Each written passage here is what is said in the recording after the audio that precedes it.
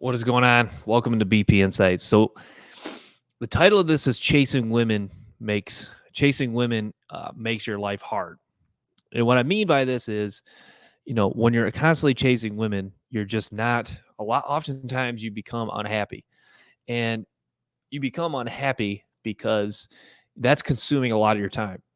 If you're constantly chasing women, how focused can you really be on bettering your YouTube channel, improving your relationships, um, bettering your health, eating right?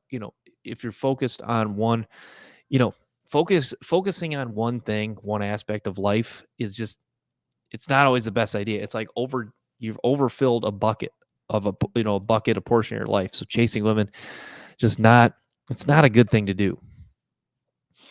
Chasing women honestly can be sad at times. Like, remember that there was that dating coach, a guy that spent his life chasing women. Um, his kind of his whole he's built up his whole claim to fame was all that time spent chasing women, all this time, having meaningless hookups with all these women. And it's kind of sad that's what that guy's going to be remembered for. Is that what people want to talk about at a guy's funeral one day? This guy hooked up with 1,000 women, but the guy had no sort. He wasn't remembered for anything. He didn't really have an impact. Had no family, um, or he was not able to have kids. He was not able to accomplish any sort of feats online. He just spent his life hooking up with women. So it's kind of a sad way to live life. But yeah, you cannot chasing women. Really is a sad life. I remember I was kind of falling into that trap in college, going out. You think, spending all this money, getting drunk, chasing women, chasing hookups, chasing pleasure. You think that's the route to go. It's really not the route to go. It's really a sad way to go. It's not fun. It could really wear on you, not only financially but just mentally. That I think that's what guys don't talk about enough is how much chasing women can wear on you mentally.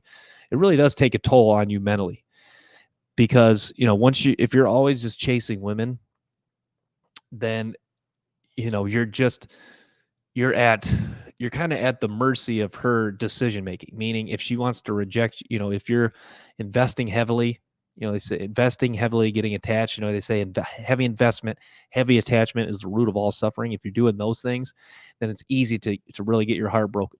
Attachment is the root of all suffering. That's a quote that's stuck with me. So if you're getting heavily invested in women, chasing them, getting attached to women who have low, medium interests, that can really hurt you and really come back to haunt you. So, but yeah, that is kind of the thing that PUAs kind of get dogged on quite a bit is they spend so much time just, going out, approaching women, not really, there's no substance to them. They don't, maybe some of them hit the gym. Some of them look like they're in decent shape, but they're not, they don't really go full bore at the gym. It's more just like get in good enough shape. But yeah, they're not in great shape. They're not necessarily, the most, they've developed some social skills, but it's more so from just spam approaching women. It's not that they're not necessarily guys that you would want to, hang out with, have a beer with. Yeah, they're guys that just, they've built themselves up to a point. They've built themselves up enough that they can convince women to go home and sleep with them. I think Andrew Tate said it best about a lot of these pickup artists. They are, what really good game is really just you. It's just you being a really good liar. He talks about there is no substitute for being the man. Obviously, becoming the man, becoming a top 10 to 1% level guy is very hard. But if you could do that, that's when life really becomes easy. But yeah, that is the goal. Become a top 1% of guy, become the man. So the game kind of can take care of itself. Just hammer.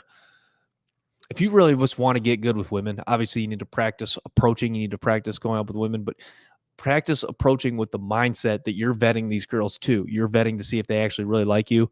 And just at the same time, I think the best advice is, practice, get good at approaching, and then just level up simultaneously. So then it seems like as you approach, as you're approaching and leveling up, it seems like it's getting easier, easier, and easier, and you're expecting to get more higher and higher quality women. So that's what's key.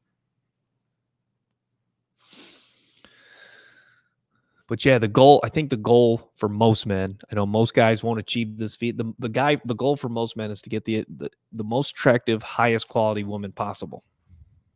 And yeah, I know so to hammer back that point, becoming the man is tough. It's not easy to become the man. Uh, but becoming the man takes a lot of work. Tiger Woods, Tom Brady, um, Jesse James West, Austin Dunham. You think of high value top level guys. Those guys put in a lot of work to have the game kind of take care of himself. And I'm going to hammer home the point. Looks are a game. Looks are a part of game too.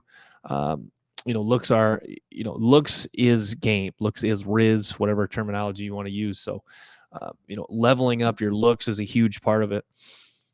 Because that's the thing. Looks, I was listening, Darius M had a stream the other night. Looks, money, game, looks, money, status, kind of the big three everyone talks about. But even game is discussed too. But game goes a lot. A game kind of ties in with looks and status. Good status, good looks are game. I think that's why. I guess why money's probably the least talked about of the three is because money is not really. I think Andrew Tate said it best about money can help you. Money helps more so just put you in a position to play the game at a higher level. It puts you in a position where you can get, you can play the game against, you can put yourself in a position where you can get more attractive women. I think that's why money is so important. But yeah, money is more. Yeah, money's more just puts you in a position where you can play.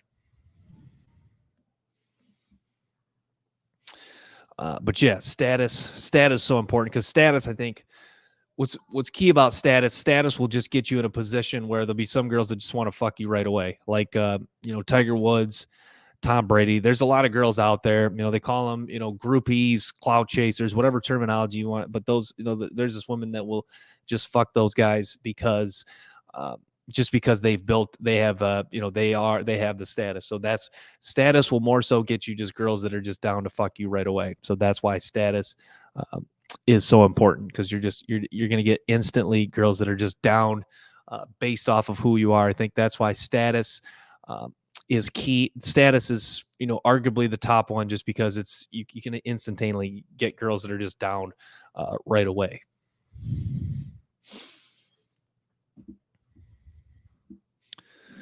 But that's the thing. You think high level guys just do not spend time chasing women. High level guys really just do the most to, a lot of them have managers that can, get women for them. Like, I think Dan Bilzerian kind of, he's discussed this on Joe Rogan. He's kind of he has like almost pussy coordinators, guys that go on Instagram, recruit women for him. Dan Bilzerian, his whole thing was not even about chasing, but it's learning about how to be chased. That was the goal of Dan Bilzerian, not necessarily chasing, but learning how to become chased. And the thing is, that's the thing about, why is it important to learn about female nature? Well, if you understand female nature, you start to learn the importance of how it becomes easier when you get women chasing you as opposed to chasing women. So that ties in with this conversation we're having. Dan Bilzerian's, his tactics really tie in with the topic, because he learned that, he learned in frats back in the day in college, is when he saw, they would have ratios. They'd have parties where the ratio was a lot more females to guys. And he said that's when he saw the chasing would take place. He saw, the women were fighting for the men's validation. And that's when the light clicked for Bilzerian. You look at his parties, he would have, 200 girls as opposed to a few guys. And when the ratio was right, he would have a lot more success. A lot of guys, he used to say the quote, "You could show up in a wheelchair drooling and still get laid." That was Dan Bilzerian's. That was a quote that really stood out. But that's the thing. You don't, when the ratio's right, you have the leverage. Because you think about, that's just like that's a closed environment. That's like if you think about it, say you're you're a guy who's in a wheelchair drooling and you're on a stranded island with 10 women, obviously those women are going to look at you. Those women are going to look at you in a higher regard as, more valuable, as opposed to, if you're a guy in a wheelchair drooling, with, and there's 99 and there's 9 other men show up who are physical, in shape, better looking. You're probably going to have a harder time as opposed to if you're just there by yourself, with 10 women. So that's why kind of the quote goes, girls would say, I wouldn't get with you for the last guy on earth. Well, maybe that's not always true in the case of, if there's a lot more women and just one guy left on earth, that guy becomes suddenly a little better looking. But that was the whole goal of Bolzarian's parties, just to have the ratios favorable, where, women would have to compete for men's validation. And that's the thing with Drake. Drake would do shit like that at his parties too.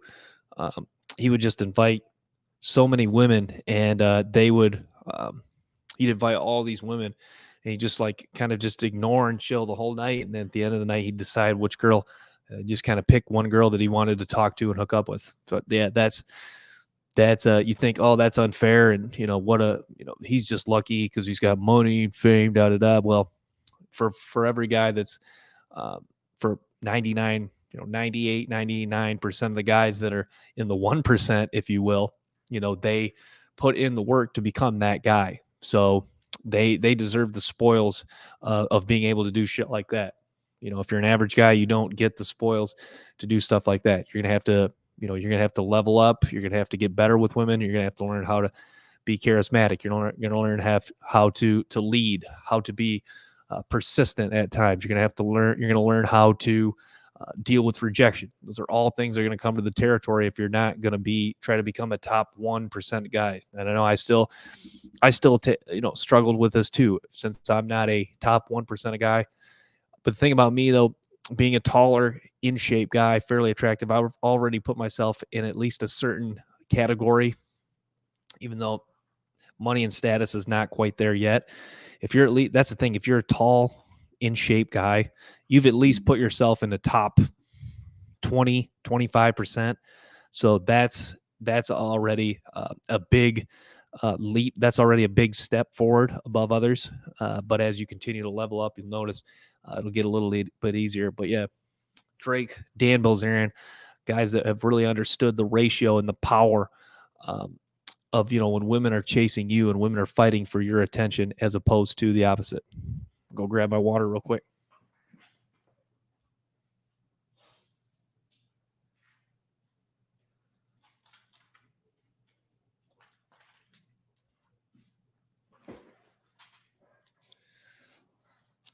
Yeah, it was always interesting listening to those stories.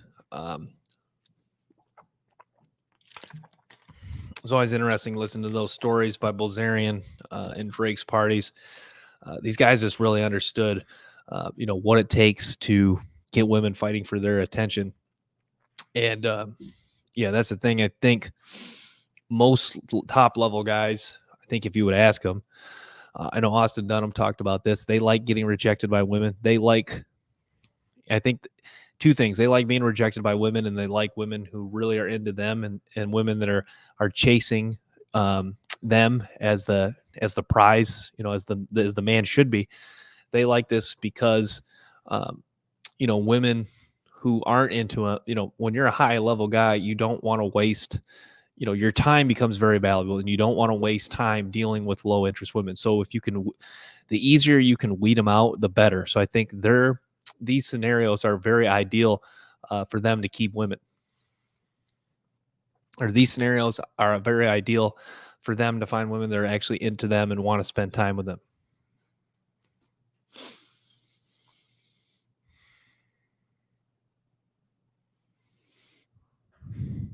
But yeah, so we'll talk some more dating. So, there's a lot of women out there that, are quote unquote female dating coaches. And, a lot of men rip on female dating coaches, saying that, it's a scam. Don't ask a fish how to catch a fisherman, the old expression. So yeah, that's the thing. Don't listen. You don't want to listen to female dating coaches. They don't always have, because it's like Byron Fresh and Fit say, female dating coaches, they don't know what it's like to be a man picking up women. They don't know those struggles, because that's the thing about women and dating. Even if women do experience lows in dating, and their lows, the thing about women's lows in dating, it's not very low. Their low would be considered getting rejected by like a top tier guy, or he just pumps and dumps them. Like, at least for women, they can hook up with a top tier guy, even if he never speaks with them, even if he never speaks to them again. So that's kind of their low. But the reason they're never going to experience the lowest of the lows is because they're always going to have options, no matter how fat, annoying, how horrible an attitude they have. They're always going to have options. You take the worst looking, fattest woman you'll see tomorrow. Just go out in public, look for the fattest, worst looking woman. That woman, I guarantee you, will have more option, or has more options than all the men you'll see tomorrow. So that's just how powerful, or that's just how the game is rigged in favor of women. And a lot of it is thanks to the invention of the iPhone and all the options they have. And it's funny because I'm watching the video of Steve Jobs last night revealing the iPhone for the first time. And I'm thinking, like, who the fuck would have thought at the time the iPhone was invented, who would have thought that it would create this much of a chaos in the dating market? Now, I think the dating market was kind of starting to shift this way. I really would have liked to be my age now. I would have liked to be in my late teens, early 20s, in like the early 2000s, 90s. Before I would have liked to be to do some pickup at that time before the invention of the smartphone, just to see kind of how the game was back then. From my own perspective, I think it was a little bit easier. Obviously, the 1950s, 1960s, 70s, even 70s, 80s was a little bit different time, because women had to really appreciate getting attention from a man. You had to really go outside to get attention from a man. You couldn't just hop on a dating app and get 100 matches in a couple hours. So, but yeah, I think the invention of the iPhone really has ultimately changed the game. And who would have thought? Yeah, Steve Jobs. Who would have thought that the invention of the iPhone would make the rich get richer in dating, and it would give even more advantage to guys that have leveled up. But yeah, that is the you talk about dating is the ultimate argument for why leveling up is so important, because if you level up as a top 1% of man, you have the ultimate advantage. You have the ultimate advantage and leverage, and it's just like a snowball effect in your favor, because as you improve, you have more and more options, and it's easier. The game becomes easier, and you have more and more options. But obviously, you still have to do the work. You still have to be consistent, because that's the thing. You get as you're leveling up, or if you have leveled up to a point, you get in a relationship. The goal of that girl in that relationship is to try to bring you down. She's trying to. That's what a relationship is. A lot of times, the woman's trying to fight for the leverage in the relationship, because when a woman's with a high value guy, alpha guy, he normally always has the leverage in that relationship, because he's harder to replace than she is.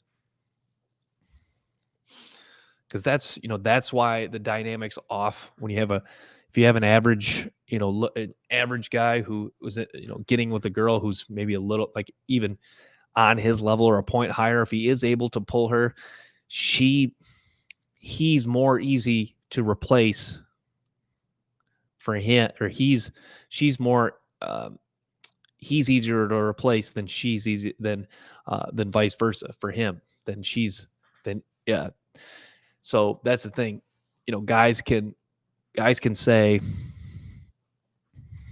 guys that are top, like, it's like, I was listening to Darius M stream one time, and he was talking about how,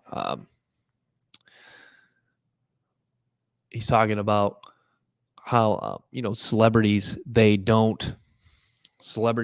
are kind of like, if a girl were to flake on them, like Justin Bieber or LeBron. I know LeBron's married. That's not the best example, but yeah, a guy like, Justin Bieber, Ryan Gosling, if they have a girl come over and she doesn't want to do anything, or if she just like flakes on the last minute, he's going to just be like, what the fuck? He'll generally ask what the fuck, but he's not going to get like emotional and triggered to just be like, he'll just move on to the next one, to be like, because that's the ultimate case for becoming the top 1% of guys, where you can just be like, what the actual fuck?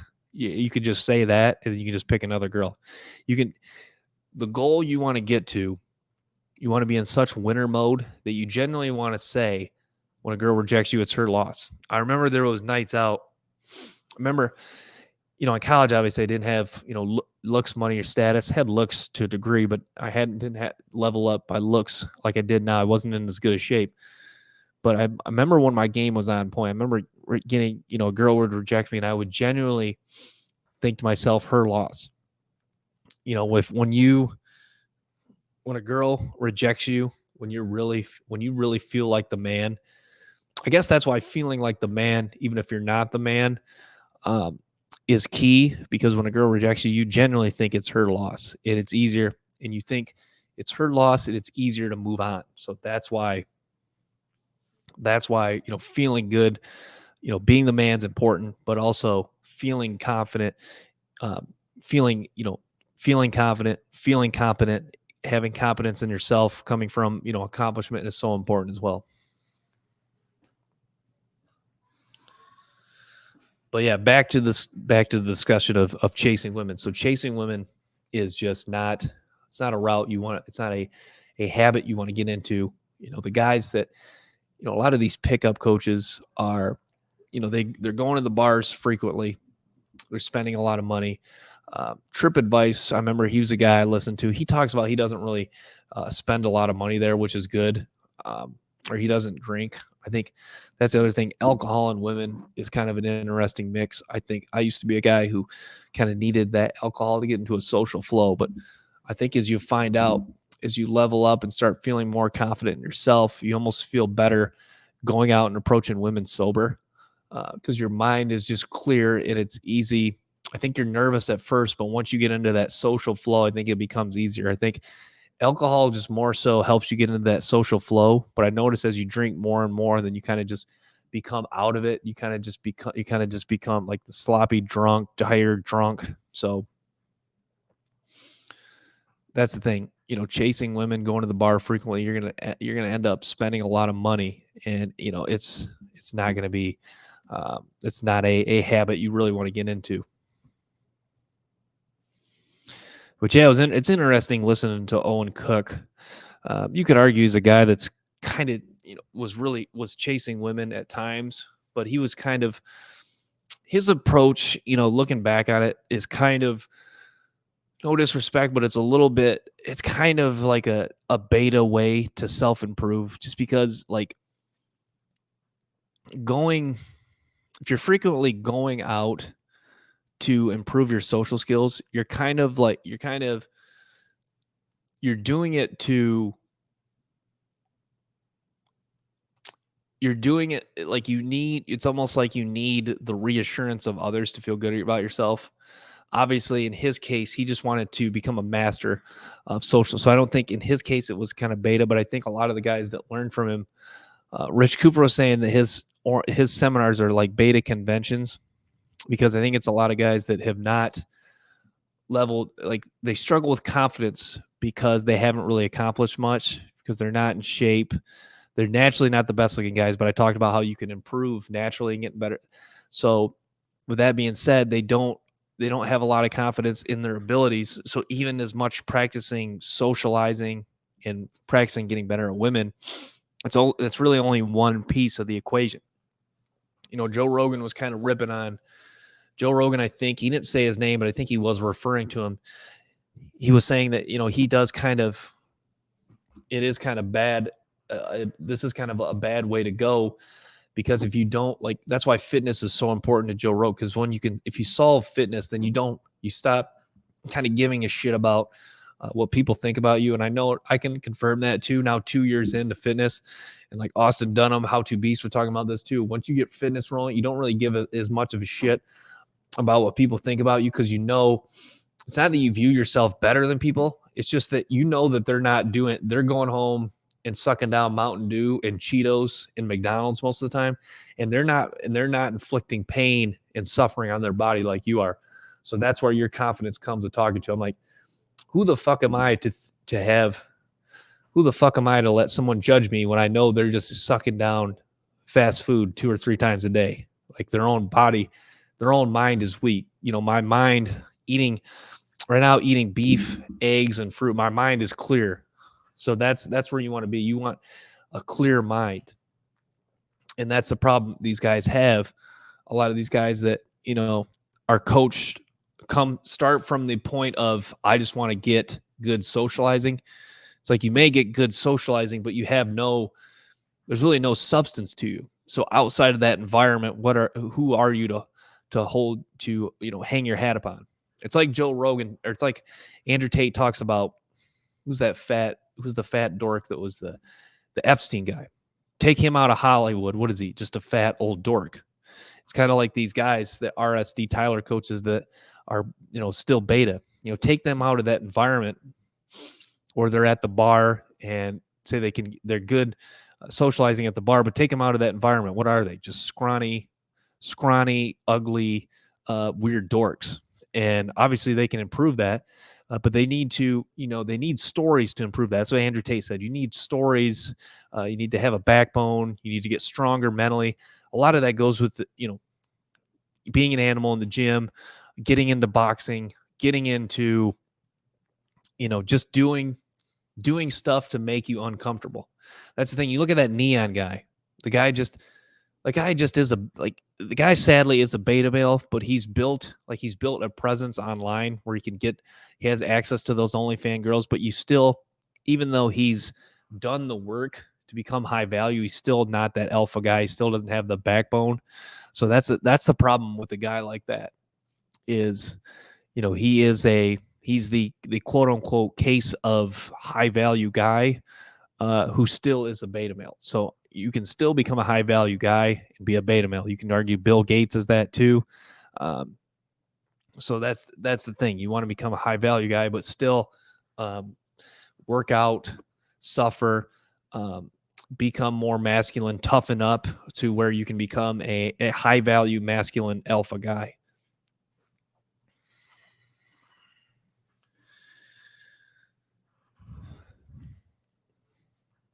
So yeah, women have a lot of options, and it's so funny. I like to pick women's brain and ask them about all the guys they're talking to. There was this one girl I was talking to, and it's funny. She's like recently single, and she's talking about how she's already got some other guys in mind that she's talking to.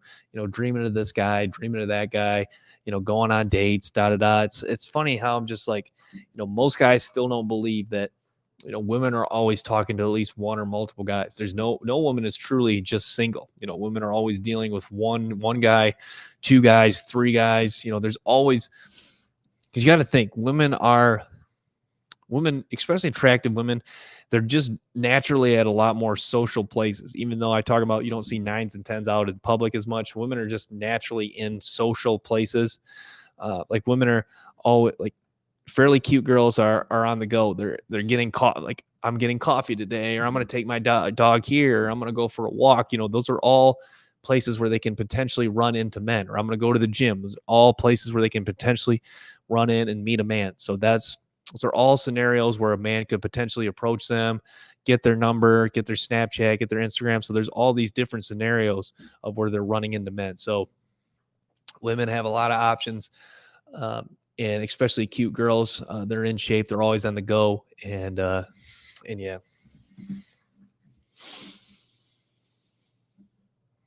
But yeah, I think, if Darius, listening to Darius M, I love listening to his stories. If there's one thing that he really hammers home that I agree with 100%, it's, you just have to stop dealing with overweight, obese women, because that really can take a toll on you mentally. Dealing with overweight, obese women, they just don't, they just make them starve, not literally, but starve them from male attention, make them go. Because that's the thing. I've thought about this before. If you are what is the ultimate incentive to be in shape if you're a woman? Obviously, I guess the easy answer would be you can attract a high quality guy a lot easier. But if you're just trying to find a guy, forget a high quality guy, what is the motivation to be in shape as a woman? Honestly, if you're trying to attract Joe Smo or even a guy a little bit higher up than Joe Smo, what is the motivation to become in shape? Honestly, look at all these overweight, obese whales that are getting all these matches on dating apps.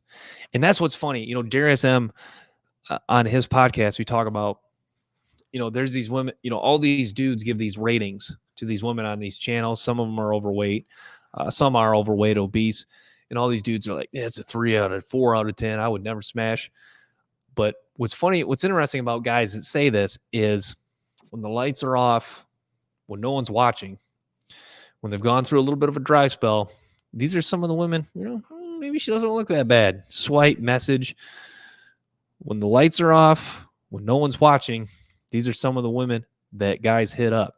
3, 4 a.m., open the door, make sure no one's outside. My buddy's not here to judge me. These are the guys, and you've probably been there. I've been there. Sometimes that's how it be. So that's the thing. As much as guys can rip on, guys will, it's easy for me to say, I sound hypocritical because I've been there, but you just want to avoid, you want to just go for women that are in shape to try to motivate a lot of the women to get into shape. Because that's the problem. You take a look at guys that are, 6s, 7s, 5s, if they're hooking up with some of these bigger girls, that's really going to inflate these girls, these overweight girls' ego and standards. Like, I'll never forget, like, I'm coming out of the bar one night. There's this 3 girls. I think 2 of them are overweight. It's like me and my buddies were sitting outside. They're kind of just like talking shit to my buddies because we're on like the, what are we on? We're on one of those things called, you can sit, the hammocks or whatever. And we're talking to them. And this like really overweight, obese girl. And she's in the bar all night. I'm sure no guy really talked to her. I'm sure maybe a couple guys talked to her, but I'm sure she did not get hit on as opposed like as much as like an attractive in shape girl. And she's saying like, she's saying that she's going to go meet up with, telling her friend she's going to go meet up with this dude at this apartment. Now I'm thinking like, of course she is. Not just because, women have options, but I'm thinking like, of course it's a dude online. Of course there's no guy that she's fucking going home with from the bar, even though could she have found maybe one guy at the bar? Maybe. But, in the case of like obese, overweight women, a lot of them are having to hook up online because it's a lot of guys that just want to get them in private. They don't like, if you're a guy that's like, think about how other guys judge you. If you're a guy that goes home with like an obese, overweight woman, other guys will really judge you like a lot, it's not, what's funny? Even other girls will judge you too. I remember my buddy one time was dancing with this overweight girl and he made out with her. And these other girls were looking around and this one girl comes up to me. She's like, is that your friend? I was like, yeah. She's like, what is he doing? It's like even other girls, other girls question like what you're doing when you're trying to get with an overweight, obese girl. And even other women judge overweight, obese women too. So, and obviously men who are overweight, obese is completely unacceptable as well. But yeah, the judgment that overweight, obese women get is crazy. So I made a TikTok earlier talking about how you want to play the rule of 2 with women. You want 2 dates, or you want to ask 2 times to hang out. And if they say no both times, then you kind of just want to cut your losses. I've always just played the rule of 2. I've learned this from Base Zeus, Benjamin Zeta. Benjamin Zeta is what he goes by now. He used to be Base Zeus, is what his channel was called. But why the rule of 2 really makes sense is because if you have to ask a girl more than twice to hang out with you, how interested can she really be? Because that's the thing, you'll find out quickly dealing with women. If she's actually really interested, she's not going to make you wait an extended period of time. She's going to make things happen right away. So that's why I talk about if women extend things, if women wait till the weekend, or say today, what is today, Tuesday? If a woman if you ask her to hang out Thursday and she's like, what about next week? If she prolongs that, that's an indicator that she's not really interested. Because women, if they're interested, it doesn't take more than once or twice to ask them to hang out, and they don't need to push the hangout date further in the future. So if they're interested, they're interested. You don't need to ask more than twice, and you don't need to prolong the asking time, or she won't need you to prolong the time to hang out to like a week or more in the future. But yeah, this is kind of a topic I already talked about, but it's interesting how you don't really see a lot of 9s and 10s out in public. And one guy commented on this on TikTok that it is like a security threat for them to be out. I think that's so true. It really is a security threat because you got to think how much they get hit on. I just made the point about how women, like especially women who are attractive, fairly cute, are always, socializing, doing things. So that's the thing, when you're always out doing things, socializing, as a woman, and you're a 9 and you're getting hit on, is, even 7s or 8 getting hit on quite a bit. As a 9 or a 10, if you're out quite a bit in public, you got to think just that is so often you're getting hit on. Like that is all the time. It's absolutely an insane amount of times they're getting hit on.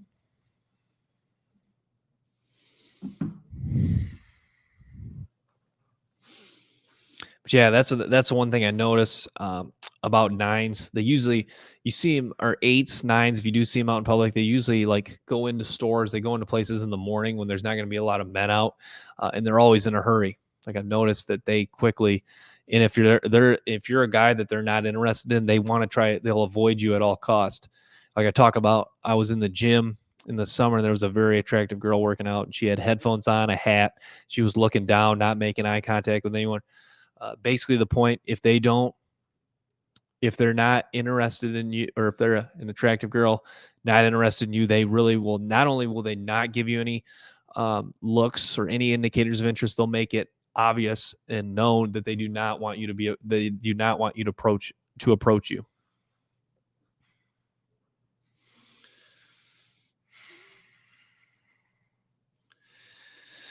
But yeah, back to why you shouldn't chase women. So yeah, you shouldn't chase because, I think, even though as much as I can say don't chase women, I think I've lived with a scarcity mindset, sadly, for a long time. But it's like, you talk about how, you shouldn't get too beat up when you do lose one woman, because it's like, it's one of those things where it's like, you a month goes by and you find a woman that really likes you, you start talking to her, and then, say she just, moves on, ghosts you, pulls away, starts talking to another guy. It's funny how, you think at the time you're not going to find a girl as great as her, and then eventually you do replace her, and you're like, why the hell was I so upset about that girl and fixated on that girl, thinking she was the only girl for me, thinking she's the only girl is fine. It's funny how somehow these scenarios just keep happening, where you find girls that really that are interested in you, and that you really like. It's, there's so many, over half the world population is females. There's plenty of attractive females out there. There's plenty of attractive women that are interested in you, unless you're a complete bum or jackass. There's an attractive woman out there for you that'll like you for you, respect you, and have high attraction for you. So that's why you shouldn't worry too much. And zone in on one woman and think that this one woman is special and that she's the only girl for you, because there's so many women out there, and there's so many women that'll have the ultimate respect for you, treat you right, and really like you.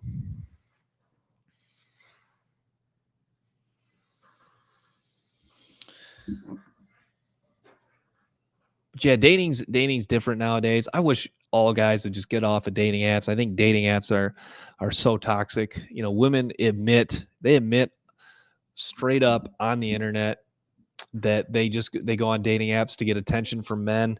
They have no interest in meeting up with them. I think that's kind of sad that guys continue to stay on dating apps, knowing that, like, if you're a guy and you saw that video, I forget what that was on.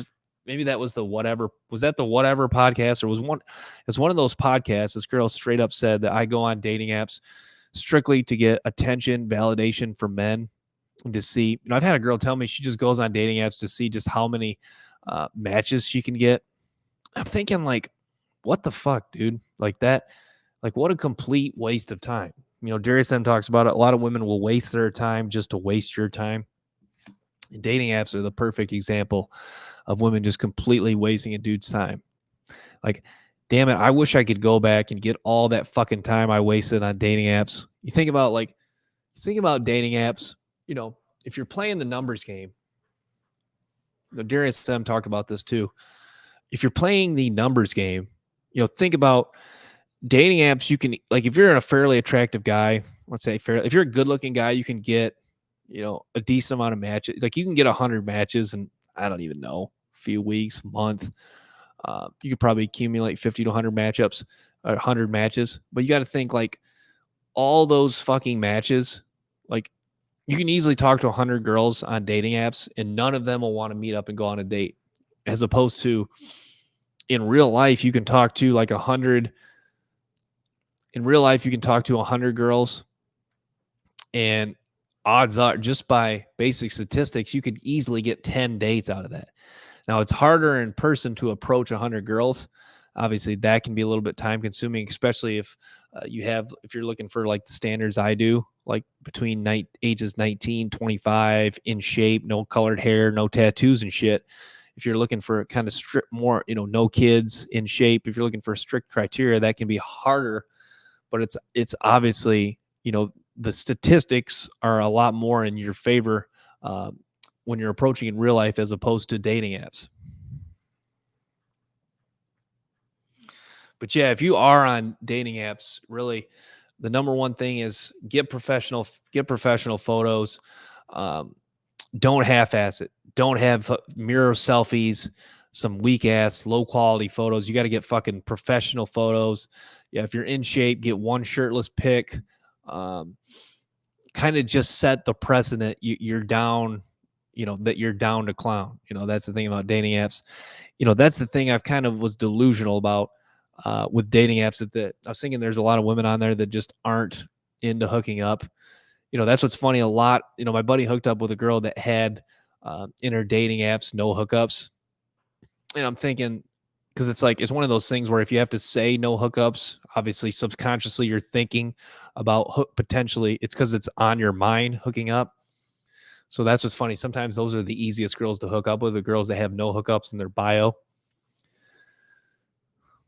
So yeah, that's that's the thing. You can, I guess kind of lost my train of thought there, but yeah, you can have some success on dating apps, but you want to get professional photos. You want to kind of make it obvious what your goal is. If you're genuinely there, I guess, to find someone, you know, kind of set a profile that fits, that goes with finding someone to date. If you're there to hook up, get a shirtless photo, get high quality photos, say something like message for a good time, like say it jokingly. You don't want to come, you know, say things that are like too obvious, too thirsty, but yeah, you kind of want to set the precedent, you know, whatever you're going for, whatever you want to achieve on the dating app, set that precedent with your pictures and your bio, and get as high quality photos as you can. If you need to find like a professional photographer, do that. You know, I find, you know, quality people to do stuff for me on Fiverr. So if you need that website, check out that website, Fiverr.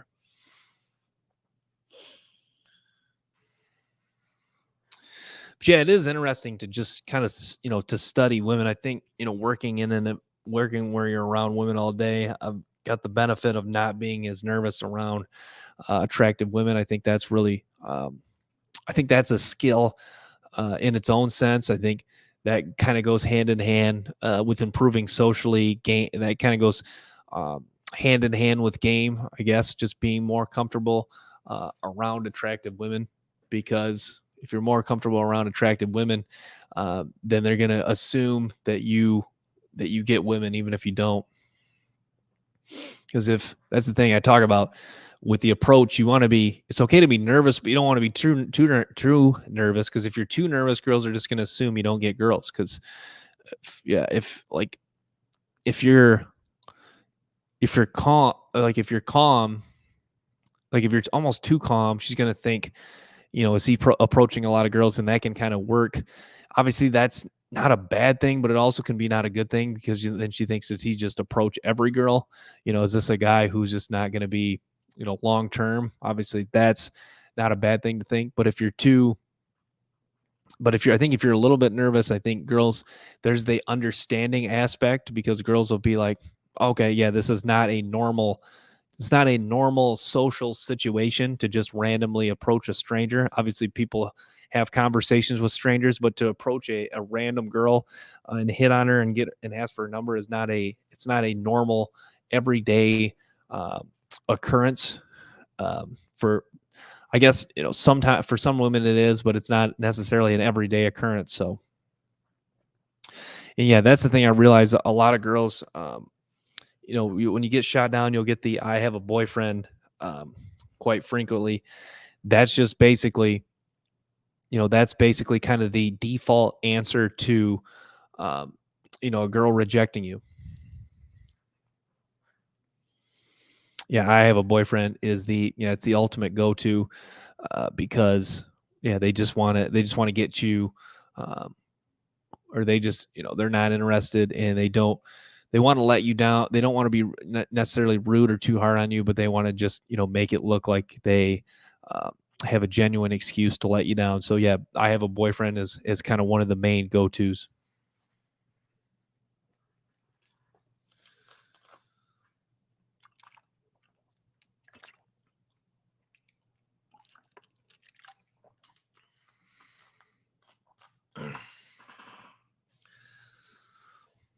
But yeah, that's I think a lot of guys forget that the ultimate goal for girls is to get in a relationship with a guy that they really like.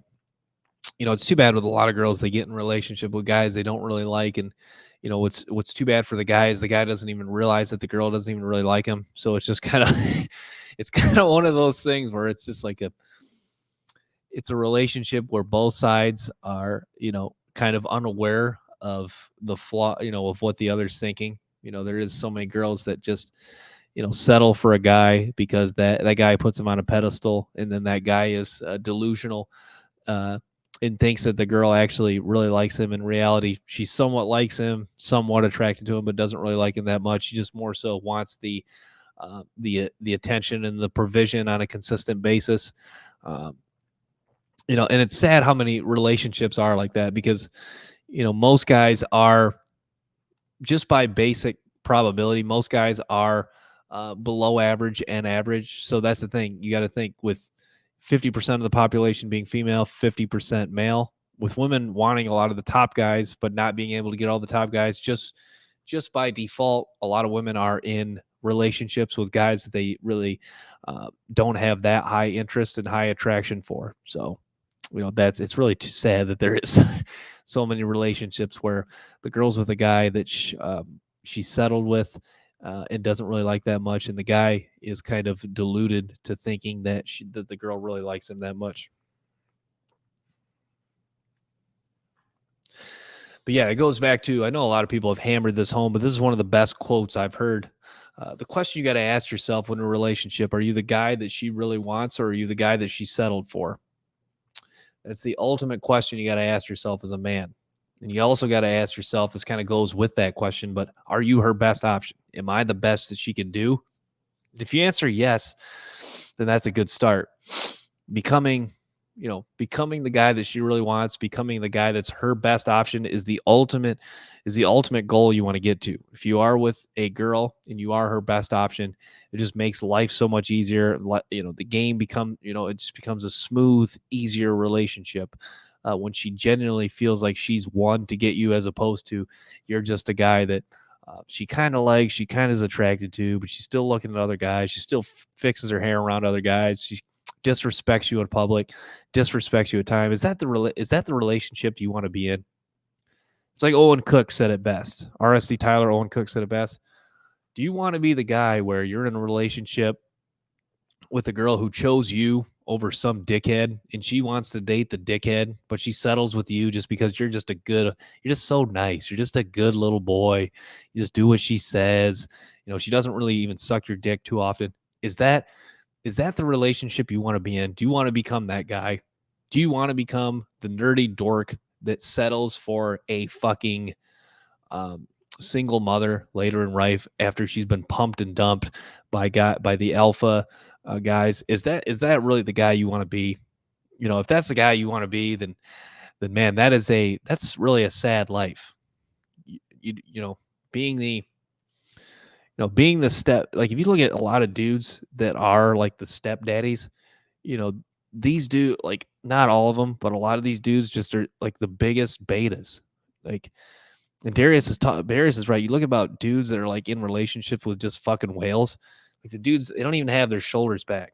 I know I got to work on keeping mine back, but these dudes, they just walk around. They don't even have any like a confidence swagger about them. They walk around like, you know, like there was this couple I saw. Yeah. And I can vouch for this. There's this couple I saw and I'm like, she was a huge, just huge gut, and the guy, you look at the guy too, and he's just like not. He doesn't even make eye contact with people. You can tell he's just like, yeah, I'm hitting that, but you just he's got to lift up all those fucking rolls. And he's just, it's kind of sad, man. He does.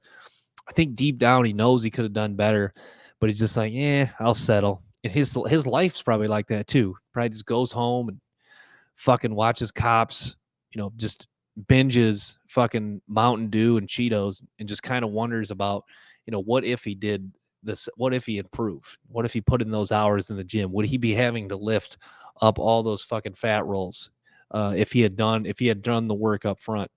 How many guys are asking that question? What if I had done the fucking work? Could I be a guy that's with Summer Rae right now? Could I be a guy that's with Julia Rose?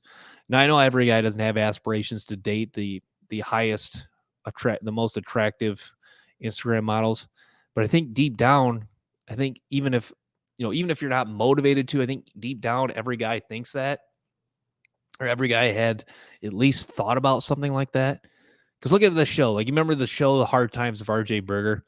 Like, what was the premise of that show? We wanted to get with Jenny Swanson, the hottest girl in school. I think, every guy deep down has thoughts of getting with the baddest chick, whether it's the baddest chick at your high school, the baddest chick on campus, the baddest chick that goes to your gym, the baddest chick you see out in public, the baddest chick in your fucking small town.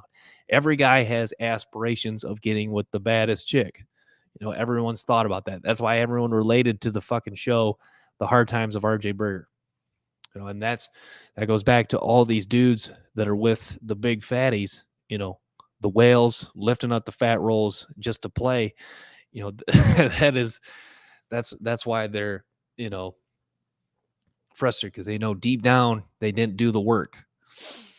They chose Cheetos, Mountain Dew, cops, Pornhub, Fortnite over hitting the gym, building a presence on social media, building a presence on YouTube. They chose that life. Andrew Tate talked about it. If you're a guy that's really struggled, if you're a guy that's, getting no DMs on Instagram, I know I got to work on my Instagram game. But if you're a guy who chose to sit around, play video games for hours, not achieve anything, not get in good shape, not work, if you chose that life, then you should expect to deal with the consequences of not getting any fucking women, because you chose that life.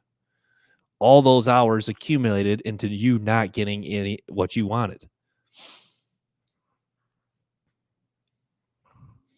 Because that's the thing. Look at Jake Paul. Like, I'm looking, like, Julia Rose, kind of got a crush on her. She's like 30 now, a little bit older, but like you look at fucking Jake Paul. Like, Jake Paul was with her, and like Jake Paul, people be like, oh, he was like, look at his upbringing. But Jake Paul worked his ass, like, he does work his ass off. He trains hard. Jake Paul just isn't one of those dudes that, yeah, he had an easier life, but the guy's put in the work. So, God bless him to get the spoils of the riches. Get Julia Rose, get all these. I don't even know who's dating now, but get all these baddies. Jake Paul earned that right. He put in the work. Jake Paul, he became something in life. That's the thing.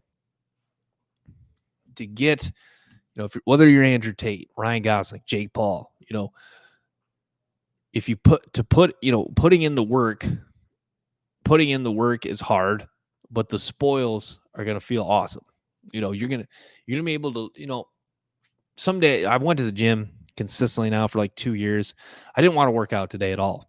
But I'm thinking like, look at all this work, the attention, high interest from women, that feels so good, but they don't realize all those fucking hours that's spent in the gym. Um, and that's why I'm like, I don't even know why I feel like sometimes I don't deserve an attractive girl. Obviously I got to get my money up, but like, that's the thing.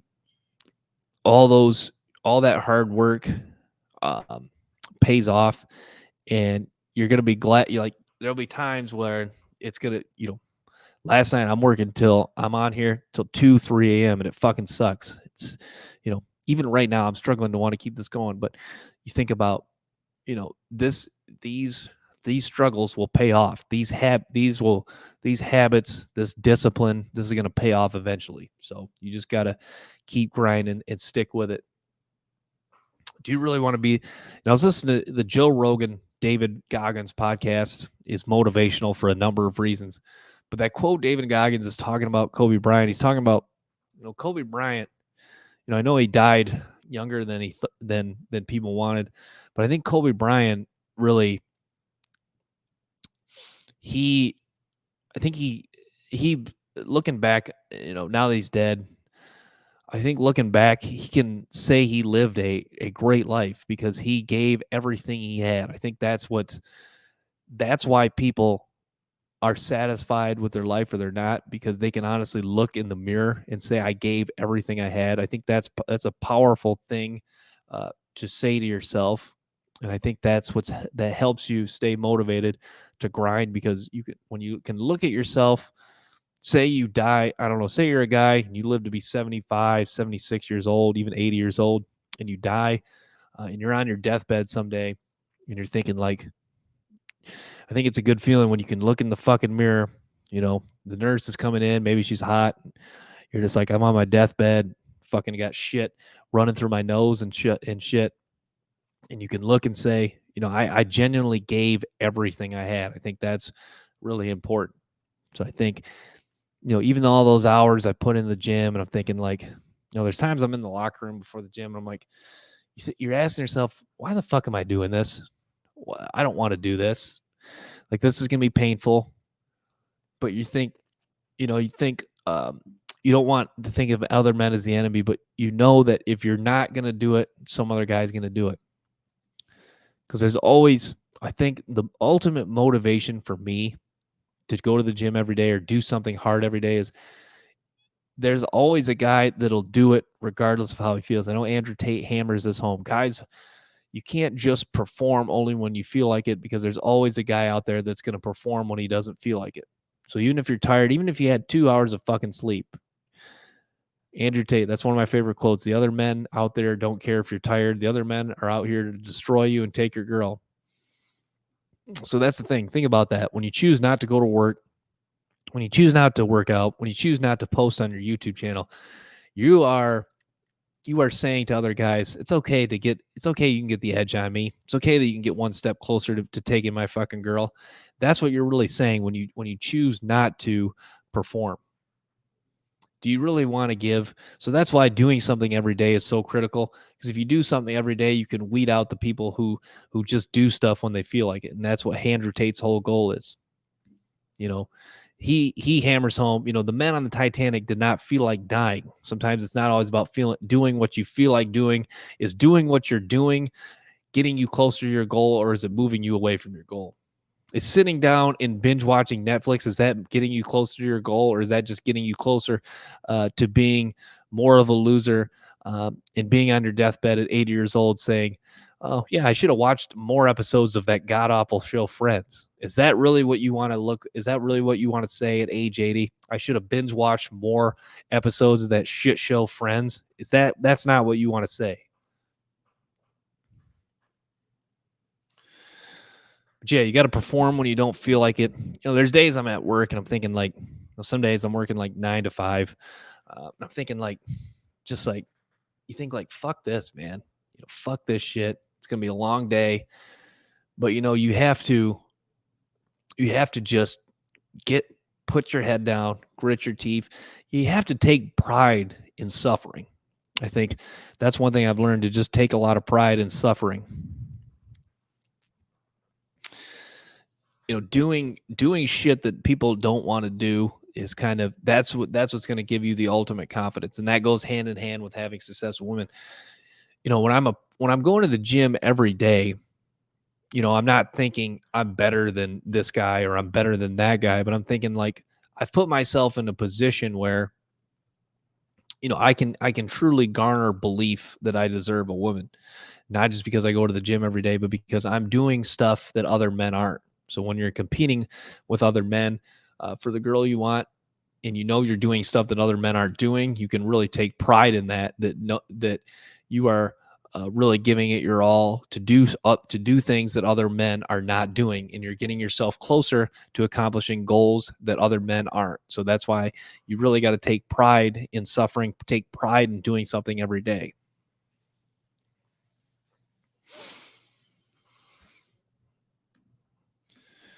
Plug this thing in real quick.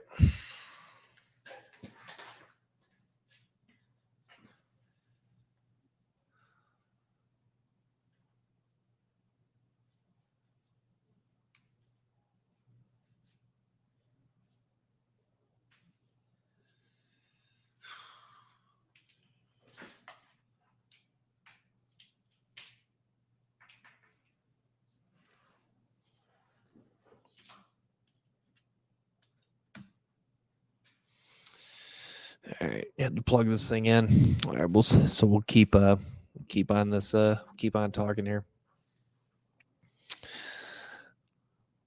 But yeah, performing when you don't, or doing stuff when you don't feel like it is the ultimate.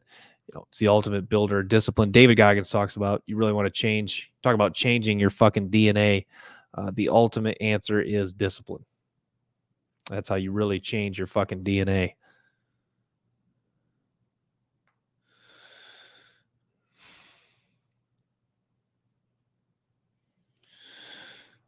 Yeah, discipline is critical. Discipline obviously is critical because I think too many people just want to get fixated on motivation. Motivation helps, but like it's really discipline that really keeps things rolling for you, because motivation can only, you can listen to a motivational speech, you can get fired up for an hour, you can get fired up for 2 hours, maybe 3 hours. But after that, then you're kind of like, what's fueling the fire? But if you just say to yourself, okay, I'm going to the gym for an hour today, I'm doing 10 different workouts, I'm doing 5 sets of 10, it's going to fucking suck, but I'm doing it today, I'm doing it tomorrow, and I'm doing it the next day, and I'm doing it Sunday. David Goggins says, no one wants to stay in front of something that's fucking relentless. If you just are relentless at something, results are just going to happen.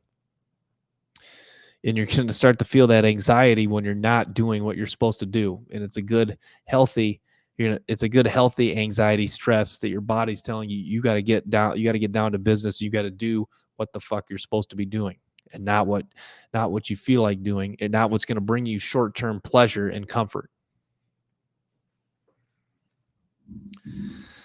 Yeah, I'm going to wrap at that, guys. Thanks for tuning in to BP Insights. Make sure to stay tuned for more episodes and clips. Till next time, peace.